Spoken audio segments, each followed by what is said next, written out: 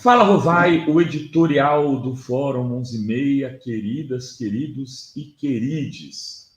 Ontem foi o dia D. Ontem, hoje, né? Porque começou 10h30, acabou 2h30, 2 da manhã. Hoje foi o dia D da reta final das eleições de 2022 para a presidência da República. Era o dia onde podia se definir o Lula num segundo turno, dependendo de como ele saísse, ou até levá-lo diretamente ao primeiro turno, se tivesse uma exuberante participação. O que aconteceu? Lula foi bem, Lula saiu ileso do debate, mas também os debates já não proporcionam este fato tão espetacular para definir uma eleição. O Marcos Coimbra vive dizendo isso aqui no Fórum Café para o Mauro Lopes. Marcos Coimbra, que estará domingo aqui na Fórum, analisando o resultado das eleições, um luxo, o melhor analista de pesquisas do Brasil, na TV Fórum, no domingo, você tem compromisso conosco. O Coimbra diz, olha, nem o horário eleitoral mais define eleição, nem debate define eleição. E essa campanha está mostrando no seu percurso que ele tem razão. O que aconteceu ontem foi houve na candidatura Lula ali uma estratégia muito melhor trabalhada do que no debate da banda. Então o Lula não entrou, todo bonzinho, só paz e amor. Ele entrou também para dar umas cotoveladas se necessário fosse. E ele fez isso na exata medida no primeiro e segundo bloco do debate. O Bolsonaro foi para cima, teve vários momentos de troca de golpes entre Bolsonaro e Lula, direito de resposta para cá, direito de resposta para lá, provocados muito pela assertividade, ignorância, estupidez do atual presidente da República. O Lula não podia não revidar, porque senão ia ser acusado de covarde, como foi de alguma maneira no debate da Band. Teve que fazer ali, mostrar que não aceita ser rebaixado, não aceita ser destratado por um genocida. Era necessário que o Lula enfrentasse o Bolsonaro de forma firme, e ele fez. A Tebet fez um discurso que ela vem fazendo de forma calibrada nos debates, e os dois, Tebet e Lula, ganharam o primeiro e o segundo bloco. A gente teve acesso a conversas de gente que monitorou com quais esse foi o resultado das coisas. O que acontece? O Bolsonaro vem e fala, dancei. O marqueteiro, o Carluxo lá estava acompanhando as quales, ele, e falou, deu ruim, papis. Agora precisamos mudar a estratégia. Bota o padre no jogo. O Bolsonaro, cagão, fez a seguinte estratégia. Ele era o primeiro a perguntar no terceiro bloco. Ele podia escolher o Lula. E ele escolheu o Felipe Dávila, cujo mérito é ser genro do Abílio Diniz. Ser casado com a filha do Abílio Diniz é o grande talento deste homem.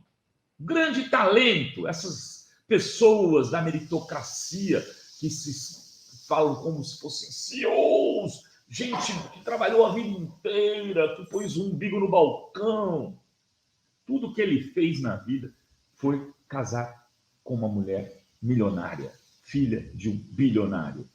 E ali se apresenta como candidato dele mesmo, de uma ideia estapafúrdia de Estado mínimo, porque ele nunca precisou de Estado para nada. Ele nunca entrou num ônibus na vida, ele nunca foi no SUS. E o Bolsonaro fez tabelinho com ele e deixou para o padre o Lula. Porque o Bolsonaro sabia que depois que ele fosse perguntar, viria o Lula. O Lula acabou se engalfinhando com o padre. Foi o momento mais tenso para o eleitor lulista, que estava assistindo aquilo, porque ficou preocupado.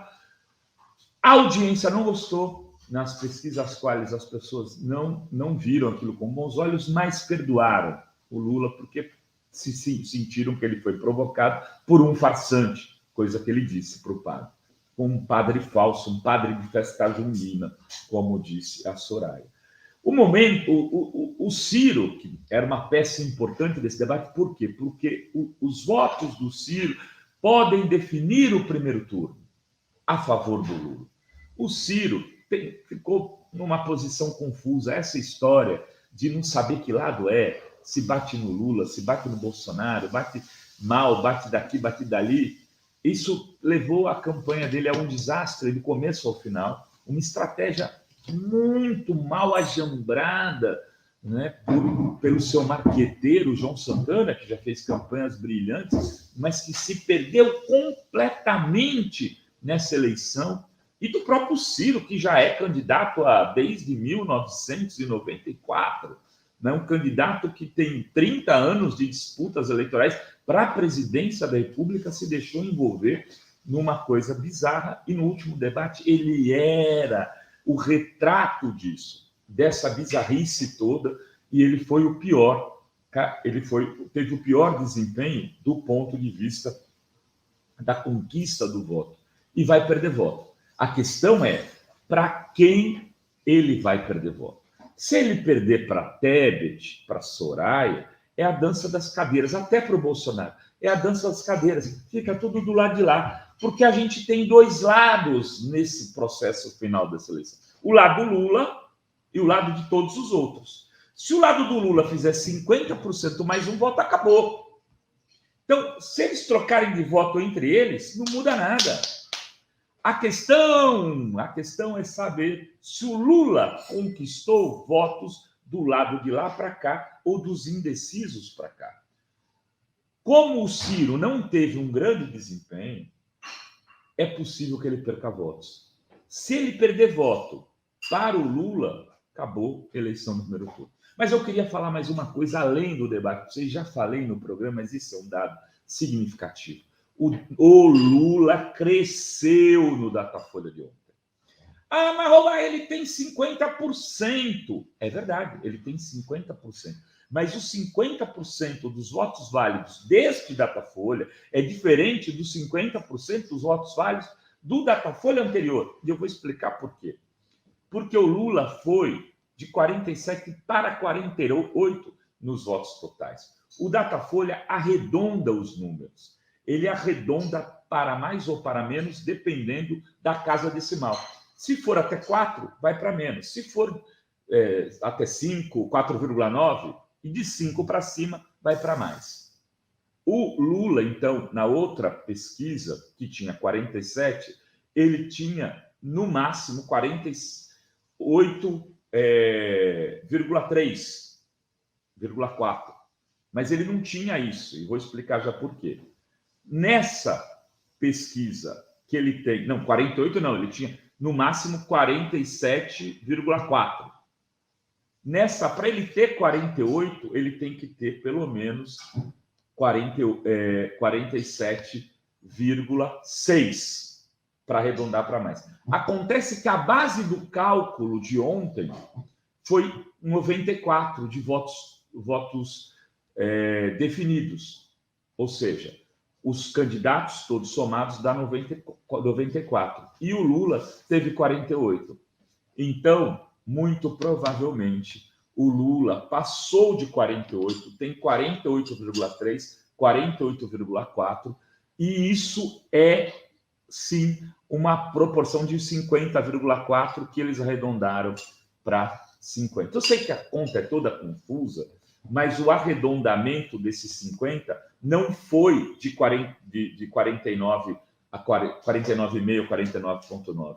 Foi de 50,1 para 50,4, o que já garantiria a vitória do Lula no primeiro turno, e se a pesquisa estivesse radicalmente correta, ela estivesse cravada, Lula ganharia no primeiro turno. Enfim, esses últimos dias definirão a eleição, e o debate vai contar muito pouco nessa definição do voto, a meu ver, a não ser, talvez, para candidaturas como a da Tebet. Ela pode crescer, pode ampliar seus votos nos grandes centros, especialmente na classe média. Mas esse voto não será o voto do Lula. Nas bases populares, a Tebet não vai ganhar voto para tirar o voto do Lula. É isso, pelo menos, o que aparece nos primeiros relatórios das quais que a gente está tendo acesso. Queridas, queridos e querides, já estamos aqui com Marcos Caseiro e o deputado Padilha. Beijas e beijos a todas, todos e todes.